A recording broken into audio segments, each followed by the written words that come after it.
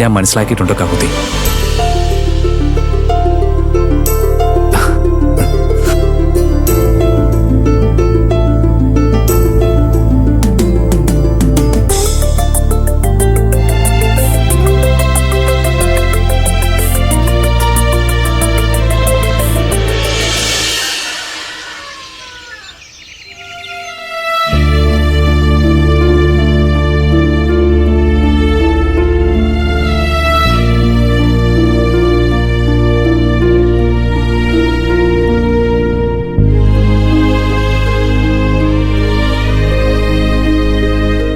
ചേട്ടാ, കണ്ണാടിക്ക് മുന്നിൽ എന്താ ഒരു ചുറ്റിക്കളി? എന്താ ഇത്രയ്ക്ക് ആലോചിച്ചു കൂട്ടുന്നത്? ചുറ്റിക്കളിയൊന്നും അല്ല കാക്കോത്തി. ഞാൻ പറഞ്ഞില്ലേ, ശ്രേയയും അവളുടെ മമ്മിയും സംസാരിച്ച കാര്യം. ഇപ്പോഴും എന്റെ മനസ്സിൽ നിന്ന് അത് പോകുന്നില്ല. ശ്രേയ ഇങ്ങനെയൊക്കെ ചെയ്യുന്ന നമ്മൾ മനസ്സിൽ മുൻകൂട്ടി കണ്ടിരുന്നല്ലേ ചേട്ടാ? നമ്മൾ മനസ്സിൽ കണ്ടത് ഇങ്ങനെയല്ലല്ലോ കാക്കോത്തി. അരവിന്ദേട്ടനെ കല്യാണം കഴിച്ച് ഇവിടെ വന്നു കയറി അച്ഛനെയും നമ്മളെയും ഏതെങ്കിലുമൊക്കെ രീതിയിൽ ഉപദ്രവിക്കുന്നല്ലേ. പക്ഷേ അവളുടെ പകയും പ്രതികാരവും ഒന്ന് കെട്ടടങ്ങിയ അരവിന്ദേട്ടനുമായിട്ട് ഒരുമിച്ച് ജീവിക്കുമെന്നാണ് ഞാൻ കരുതിയത്. ഞാൻ അങ്ങനെ കരുതിയിട്ടില്ല ചേട്ടാ.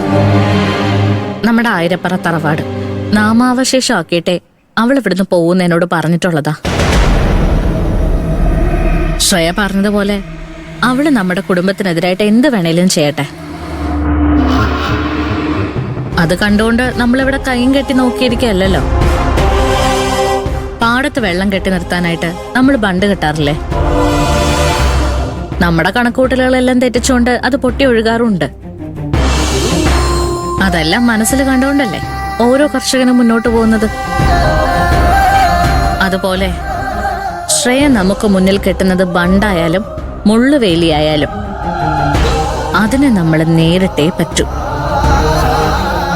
അതുകൊണ്ട് കൂടുതൽ ആഴത്തിൽ ഒന്നും ചിന്തിച്ച് ടെൻഷൻ ആവണ്ട. അവളുടെ മനസ്സിലിരിപ്പ് നമുക്ക് പിടികിട്ടിയല്ലോ. ഇനി അതിനെ ഏത് രീതിയിൽ തടയിടണമെന്ന് ചിന്തിക്കാൻ നമുക്ക് എളുപ്പമായില്ലേ? അക്കുചേട്ടൻ ധൈര്യമായിട്ടിരിക്കേ. നീ ഇത്രയൊക്കെ ആലോചിച്ച് കൂട്ടി വെച്ചിട്ടുണ്ടോ കക്കുത്തി? നീ എന്റെ കൂടെ ഉള്ളത് എനിക്കൊരു ധൈര്യമാണ്. അപ്രീസിയേഷൻ വരവ് വെച്ചിരിക്കുന്നു. ഇപ്പൊ അക്കുചേട്ടൻ ചായ കുടിക്കേ.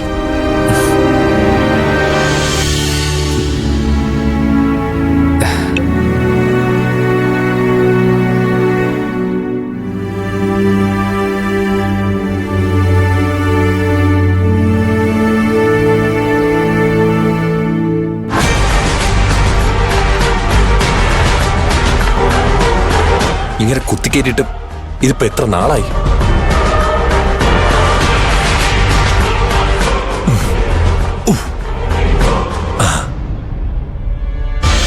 കൊള്ളാം, ഒരു എക്സിക്യൂട്ടീവ് ലുക്കൊക്കെ ഉണ്ട്. ഇനി ഒരു അപ്പോയിന്റ്മെന്റ് ഓർഡർ കിട്ടിയാ മതി. അരവിന്ദൻ ഒരു ഓഫീസറായി മാറും. എന്നിട്ട് വേണം മേഡത്തിന് മുമ്പിൽ നെഞ്ചു വിരിച്ചൊന്ന് നിൽക്കാൻ. ഇനിയൊരു സാധനം കൂടി ഉണ്ടായിരുന്നല്ലോ. ടൈ. ഷോ, ഇപ്പൊ മറന്നേനെ.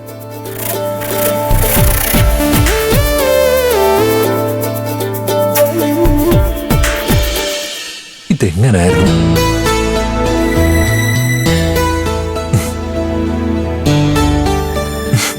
കെട്ടാനും മറന്നു.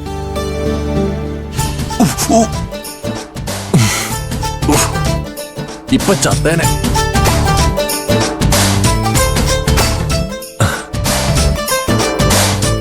Perfect gentleman Aravind. ഗുഡ്.